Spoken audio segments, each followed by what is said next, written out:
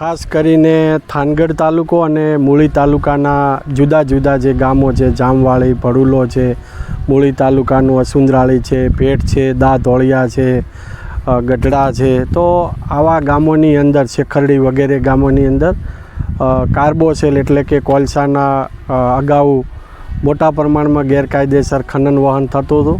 આ તમામ કૂવાઓ ઉપર અમારી નાયબ કલેક્ટર પ્રાંત ચોટીલાની ટીમ, મામલાદાર થાનગઢ, મૂળી, ચોટીલાની સંયુક્ત ટીમો દ્વારા અનેક રેડો પાડી અનેક જથ્થાઓ જપ્ત કરી આ સંપૂર્ણ બંધ કરાવેલું છે.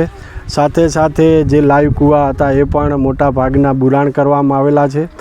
અત્યારે કોઈ ખનન પ્રવૃત્તિ બધી જ અંકુશમાં લઈ લીધેલી છે, પરંતુ આ ટેકનોલોજીનો જમાનો છે. એ ટેકનોલોજીને ધ્યાનમાં રાખી અને જુદી જુદી જગ્યાએ આજે ખાસ કરીને જામવાળી અને ભેટ ગામે આ ડ્રોન ઉડાડવામાં આવ્યું છે અને આ ટેકનોલોજીનો ઉપયોગ કરી અને ખાસ ડ્રોન દ્વારા બાજ નજર નાખવામાં આવે છે કે કોઈપણ જગ્યાએ આજુબાજુ હજુ વિસ્તારોમાં કે ક્યાંય ખૂણે ખાચરે ક્યાંય કૂવો ભવિષ્યમાં ચાલુ ન થાય એટલે ટેકનોલોજીનો ઉપયોગ કરવામાં આવી રહ્યો છે.